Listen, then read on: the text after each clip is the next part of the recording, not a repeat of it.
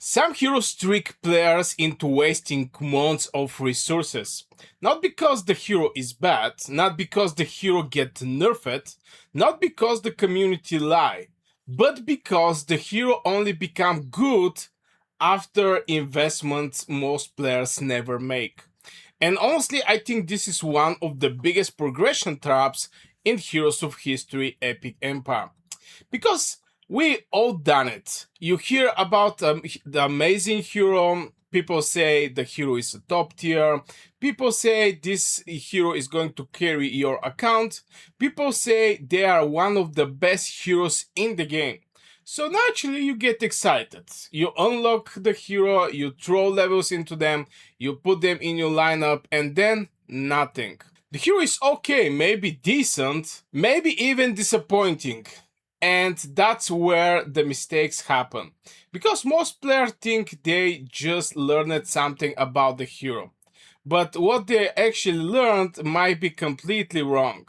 I started thinking about this after seeing a discussions where players were comparing heroes that look similar on paper but performed completely different.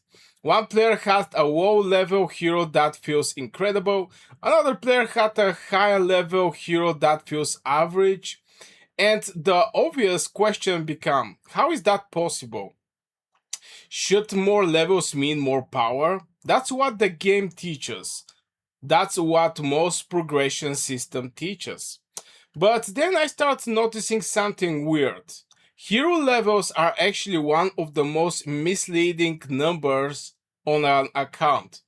And I know that sounds crazy because hero levels obviously matter, but I think players massively overestimate how much they tell us. Because level only tell us how much you've been invested.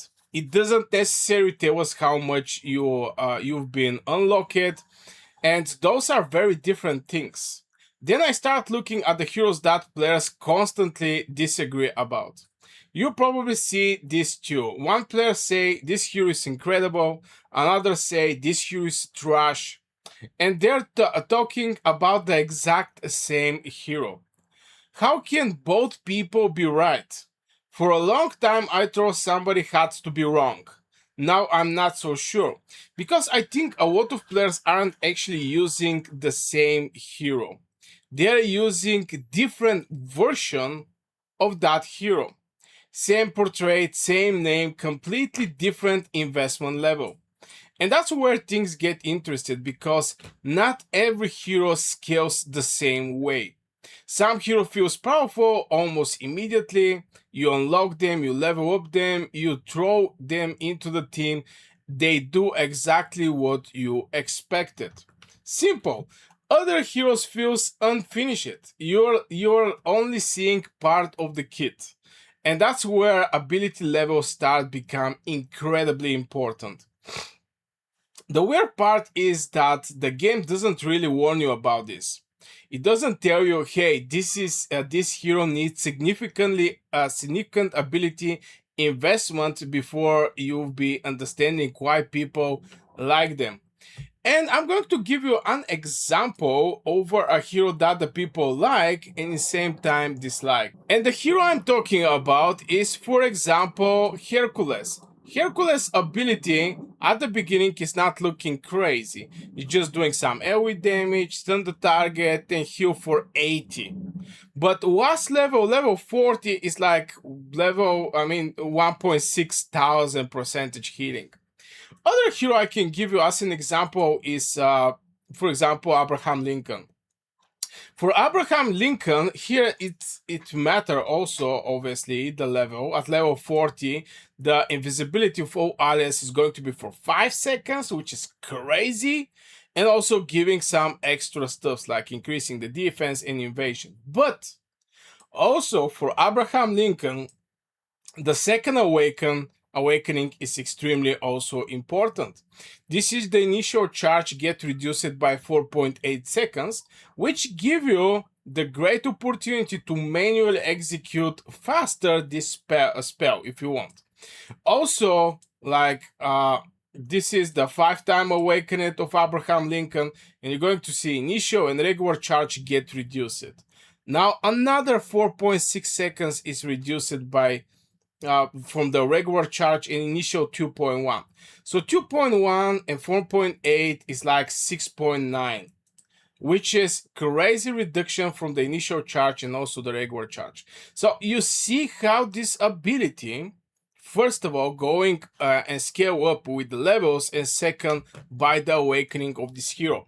And the level of investments is completely different from just getting the hero and getting the best results, something that I personally get with Medusa, and from this to get the hero, but still have to be done some investments on top of that.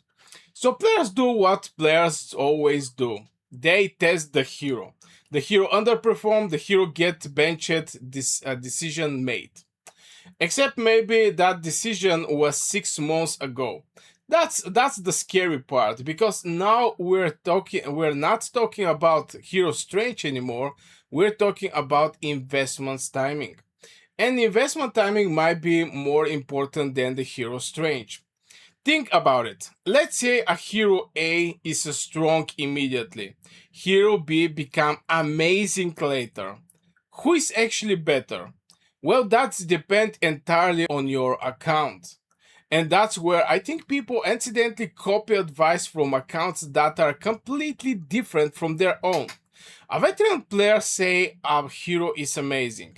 A newer player say a player built that hero, the hero feels terrible. Now the newer player think the veteran was wrong. But maybe neither players was wrong. Maybe they are talking about two completely different stage of investments. And honestly, once I start thinking this way, a lot of hero debates suddenly make more sense. Because I don't think most hero arguments are actually about the heroes. I think they are about progression stage. One player is evaluating the hero today, another player is evaluating the hero 6 months from now, and of course they are reaching different conclusions. They are answering different questions. Not Then I notice another trap. Players often say they want heroes that scales well, and that sounds smart. What doesn't want? Who doesn't want scaling? The problem is that scaling isn't free. Scaling requires commitment, resources, patience, opportunity costs, because after all, you have to save those resources for this hero and not for something else. And that's where the decision gets harder. Because every resource spent on one hero is a resource not spent somewhere else. So now the question isn't does this hero scale? The question become, can my account afford this journey? And that's a much more interesting question, because some heroes give immediate value. Some heroes promise future value. Neither is automatically better, but they are very different investments. And I think a lot of frustration come from mixing two categories together.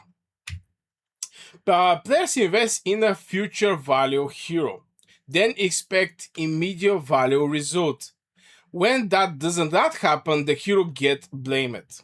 I've been seeing this happening so many times. A player invests partially, get disappointed, and immediately he decides to stop. Then months later, watch it somebody else use the same hero successfully, and now they're confused. But maybe the difference wasn't skill. Maybe the difference was simply finishing the investments. That's what really changed my thinking. I used to ask, is this hero strong? Now I ask, when does this hero become strong? Those are completely different questions. And honestly, I think the second question is usually more important one. Because Heroes of History Epic Empire isn't just about choosing heroes, it's about choosing timelines. Some investments pay immediately, some pay later, some pay much later. And if you don't understand which type of investment you're making, It's very easy to get frustrated, then and confused. Then I notice something else. The community often creates false expectation without actually meaning it. A player shows an amazing hero, huge performance, amazing results, everybody get excited. But nobody talk about the months of investments behind this screenshot. Nobody talk about the ability level. Nobody talk about the resources, about the waiting. For the finished, people see just the finished product, then compare it to their unfinished version, and naturally they feel disappointed.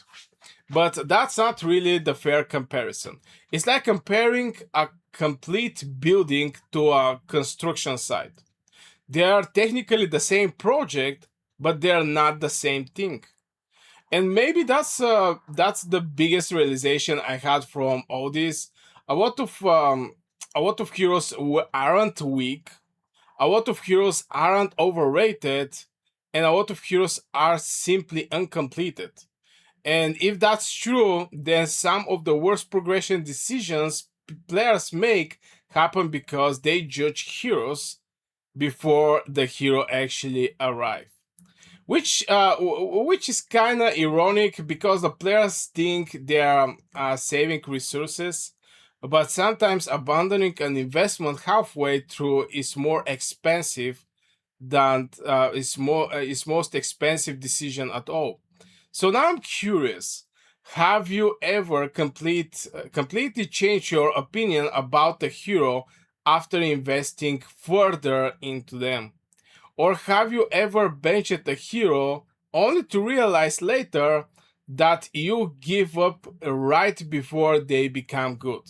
Because I have a feeling that, yeah, it's actually happening a lot, and many players don't actually realizing that. So yeah, guys, this will be for this video. Thank you very much for watching. Don't forget to hit one like and subscribe for more Heroes of History Epic Empire content. And if you want to directly support my channel, you can become a member just by clicking the join button under this video. I wish you a great day and see you in the next video.